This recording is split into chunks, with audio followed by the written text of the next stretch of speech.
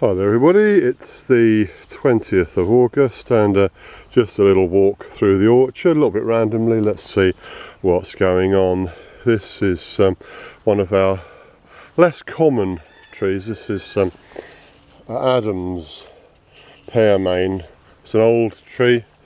It's a conical shaped apple, hence the pear main. Tends to be quite a small apple unless it's thinned. It's definitely one that should be preserved because it's quite old and it's got a decent amount of natural disease resistant ability. So yeah, next to it is Pitmaster pineapple. This is a better than average crop.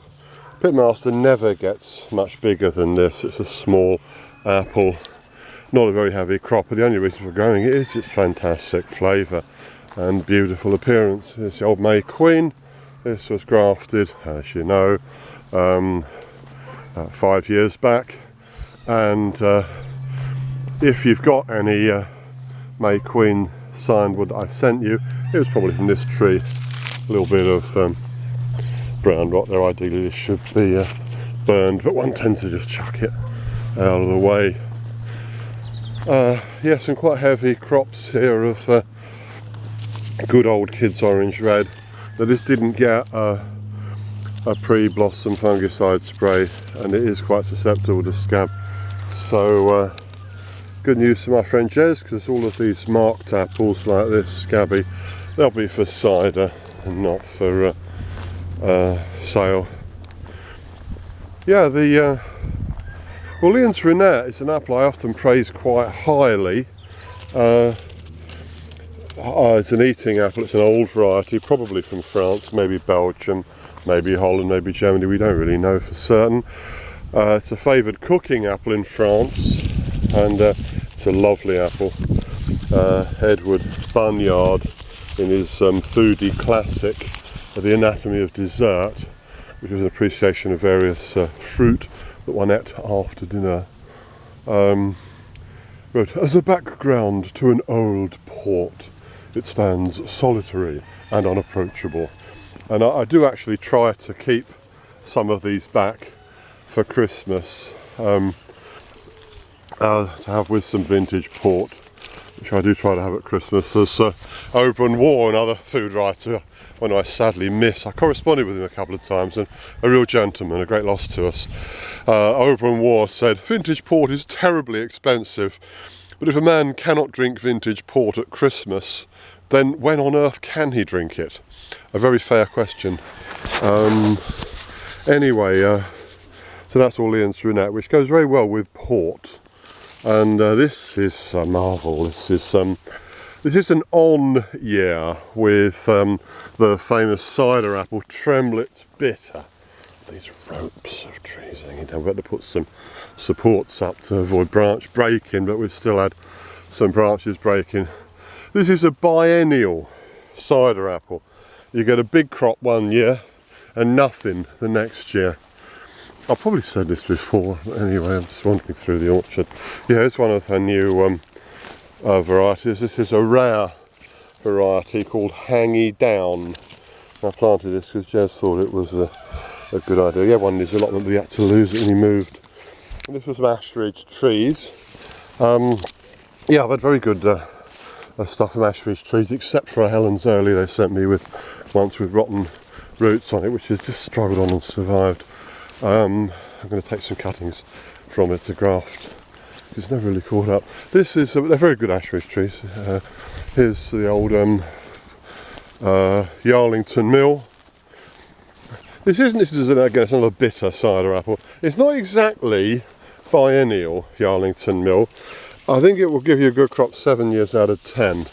Some of these trees have given us way over £100 of fruit this year, way over. This is the Yarlington. This has been our heaviest cropper in the orchard. For this year there's only about £2 of apples on it altogether. Anyway, yeah, the cider trees are generally quite well this year. Funny enough, one of the most reliable performers, Lebret, as you can see, there's very, very few apples. Normally we get a very good crop from Lebret every year. This one's set very few fruit. But having said that, it means we're going to get a better size than usual. I intend to attempt to make a naturally sweet cider out of Libret. I have done a couple of times. It never keeps. It doesn't keep. That's the trouble. If you make a naturally sweet cider, it will not keep, because everyone is so enthusiastic about getting it down their throats that it very rarely lasts even into February. Anyway, yes, here's our main sort of commercial orchard. 3 rows of Lord Lambourne, not a lot to be said. Some more Orleans Trinette. These aren't going quite as well as the ones in the other orchard, but they're going pretty well. These are younger trees. Good size, good size. Gee, I really need to explore the gourmet chef market. Mind you, probably, it might be a lot of trouble for not much sale. They can find us if they want.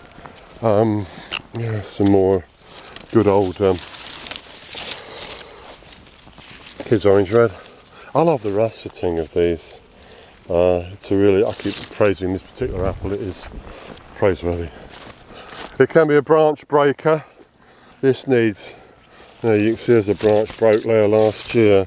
Looks like we're going to get another one too. Oh, that's carrying about 5 kilos, 6 carrying kilos of fruit.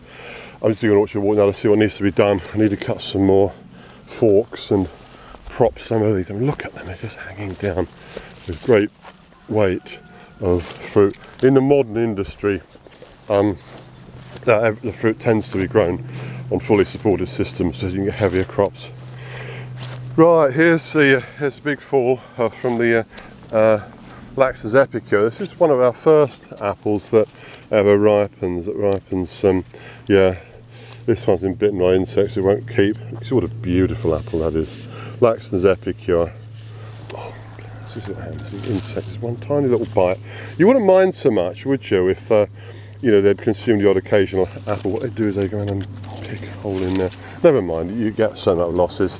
Ones on the ground will be for cider if my friend can find time to pick them up. Anyway, yes, a very heavy crop of. I should have been pulling these weeds out, but hey, we've been to Scotland, we've been to see relatives, and I've just finished writing an article on a particular skin disease called erosive pustular dermatosis of the scalp. And hey, I'm going to get paid more for writing that article than we'll get for 2 good farmers markets. So, you have to make decisions. Everything that falls will go for cider. That's what we call a rope of apples hanging down. This is Ashmead's Kernel. Yeah, Ashmead's Kernel is said to win, said to come first in blind tastings for more than any other apple, and it is a beauty. It doesn't always crop so well. Incidentally, there's another one that's going off. Yeah, it's good to remove apples that are going bad. Here's a bunch that just didn't get thinned. Should have been thinned. Now, if I had been thinned to 1 apple early, we'd have 1 good apple. But as we've got 7 or 8 useless apples, I'm just tumbling them off. They will never come to anything. One of the faults of Ashmead's Kernel is it does tend to crack like this. It'll still be edible, but it won't be saleable, if you know what I mean. But yeah, Ashmead's Kernel, this year they're carrying a very heavy crop. It's a really very well flavoured apple, but it won't grow, you won't get a good crop every year. This is an exceptionally good crop. In fact, it's a branch breaking crop. There you are. What does it say in the Song of Solomon's? My other people's vineyards I have tended, but my own vineyard I have neglected. There you are. That's me telling everybody else, don't forget to prop your apples up and plums if necessary to avoid broken branches, and I haven't done it as well as I might have done. Here's another one, look at it, hanging down. Oh no, this one got propped. There's a prop there, holding up this massive sheet of apples, and this is Suntan, which like Ashmead's Kernel is a very richly flavoured apple, can give you a very heavy crop, that won't always do so. Yeah, this is what I should have done more of, crops just holding up these heavy ropes of fruit. Anyway, there's Julia coming to tell me to get on and do some work. which I must do. We're picking the last of the Victoria plums today, and we'll also be picking some of these beautiful apples. These another broken brown shades. Another broken brown. If you've only got 1 or 2 trees in your garden, you can pay more attention to this. These lovely Laxton's Epicure. It really is the best of the early apples, in my opinion. So we better go and pick a few of these. Does Tommy want some of these? No, I don't think so. I'm just picking 2 boxes for Westlands. Right. There's so many of these. I think I might make some cider out of them myself, because they're such a heavy crop, and we're going to lose 3/4 of them, aren't we? Probably. Oh, they're going to go to Jez. Yeah. Well, for cider. Yeah. Yeah. Okay. But once again, anyway, this is a sort of a rough and impromptu look at some of the different varieties. Of the varieties we've just had a look at, well, they're all good. I wouldn't grow them if they weren't good. I've grown apples which weren't good and I've got rid of them. But Laxton's Epicure, not to be confused with Laxton's Fortune or Laxton's Superb, Laxton's Epicure is a really, really first class early eating apple, but it doesn't keep very long. Kids Orange Red does keep long, and it can be a massive cropper. And I think it's an extraordinarily beautiful apple. Some people don't like that russeting appearance. I love it very dearly. And oh, what else is going on? Yeah, Ashmead's Kernel, a great apple for flavour and beauty, and Suntan has got an almost shocking taste of tropical fruits to it. So these are all good, but don't make an impulsive decision. As I've often said, and I'll say it again, there are many mistakes you can make around growing fruit trees. The biggest mistake that you can make is to not grow a fruit tree.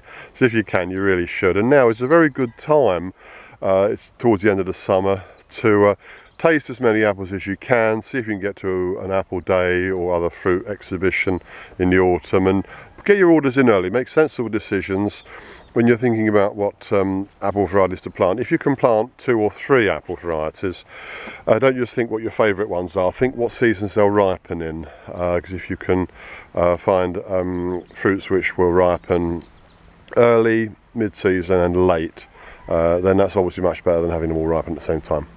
Okay.